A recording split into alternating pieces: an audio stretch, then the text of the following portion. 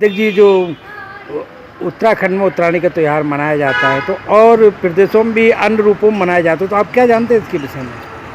देखिए, उत्तराखंड में हमारा जो उत्तरायणी का त्यौहार मनाया जाता है, ये मकर संक्रांति के दिन 14 तारीख को ये त्यौहार मनाया जाता है।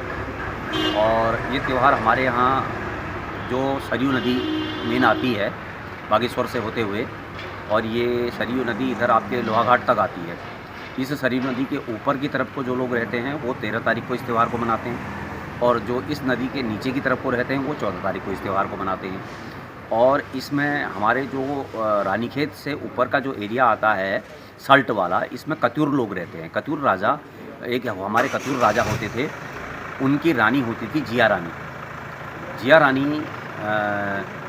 यहाँ पर जब आई, वो यहाँ हल्द्वानी की तरफ को, तो उनके पीछे कुछ बदमाश पड़ गए।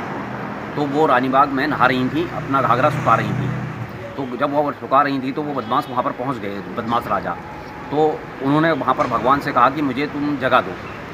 तो उन्होंने धरती फटी और वो धरती में समा गई। उनका घाघरा वहीं पर अभी भी है रानीबाग में, और उनकी गुफा है, जिस गुफा के अंदर छोटा सा रास्ता है, लेकिन उसके अंदर 150 आदमी अंदर जाके बैठ सकते हैं। तो वो कत्यूर लोग 13 तारीख की रात को यहाँ आते हैं और जागर लगती है। सारी रात वो लोग नाचते हैं। नाचने के बाद सुबह वो लोग स्नान करके अपनी माता को पूज के यहाँ से जाते हैं। अब जो मेन त्यौहार आया, इस दिन हमारे यहाँ लोग गंगा स्नान करते हैं सरयू नदी में। और गंगा स्नान करने के बाद एक गुड़ और आटा और सूजी, गुड़ का पानी के साथ उसको मिला के आटा गूंदा जाता है। उसको घी के साथ उसके पकवान बनाए जाते हैं और बड़ा बनाया जाता है उड़द का। उड़द का बड़ा बनाने के बाद वो जो है पहले कौवे को दिया जाता है। वो उसको पितरों के रूप में माना जाता है कि पहले कौवे, जिन्हें गुगुते भी कहते हैं, गुगुते भी कहते हैं, उनको कौवे को खिलाया जाता है। उसी के बनता है गुगुते, जो मैंने आपको बताया उसी का गुगुता बनता है। और उसी के खजूरे कहते हैं, खजूरे भी उसके बनते हैं।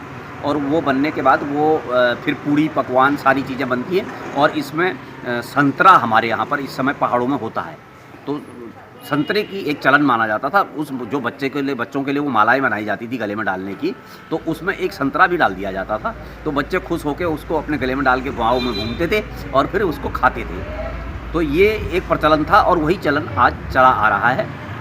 अब उसको लोगों ने दूसरे वे में ले लिया है, लेकिन है वही पुरानी पौराणिक, वही उसी तरीके से इस त्यौहार को यहाँ पर मनाया जाता है।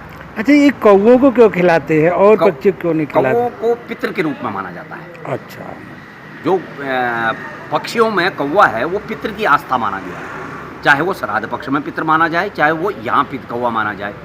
तो पहला पकवान जो हम लोगों में हिंदू धर्म के अंदर बनता है, वो ज़्यादातर आपने देखा होगा कि कौवे के नाम से या गाय के नाम से। हाँ, यदि प्लेन्स में देखा जाए तो प्लेन्स में भी ये होता है कि जब पितृ को, मतलब जो श्राद्ध चलते हैं तो जो खाना देते हैं पितृ के लिए, तो कौवों को बुलाना जरूरी होता है। तो इसलिए कौवे को जो है पितृ रूप में माना जाता है।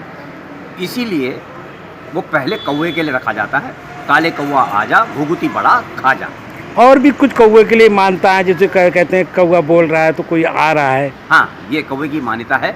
अगर आपके घर के अंदर पेड़ लगा है, और जैसे पहले से आम के पेड़ होते थे खेतों में और नीम के पेड़ होते थे प्लेन्स में, तो उस पर अगर कौवा बैठ के बोल गया तो आप समझ लो कि आज आपके घर में कोई मेहमान आने वाला है।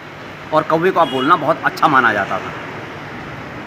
अब तो कौवे गायब हो गए हैं, ये बीमारियां फैल गई हैं। तो कौवा जो है एक दिन ब दिन कौवा लुप्त होते हुए दिखाई दे रहे हैं। देखिए, कौवा ही क्या, सभी पक्षी जो है, ये जो पेप्सिसाइड का जो छिड़काव हो रहा है, उस पेप्सिसाइड के छिड़काव से और ये पॉलीथीन के उससे प्रकोप से ये जंगल, हमारे जो पक्षी हैं, हमारा गिद्ध गायब हो गया है, हमारे जो क्या नाम कहते हैं, और गौरैया गायब हो गई है।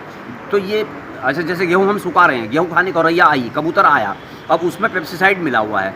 पेप्सिसाइड मिला हुआ है तो वो जानवर उसको खा रहा, मर जा रहा, वो लुप्त हो जा रही है उसकी प्रजाति। मेन कारण ये। तो एक बार सभी उत्तराखंड वासियों को, मेरे कुमाऊँ वासियों को घुघुते की, उत्तरायणी की हार्दिक शुभकामनाएं।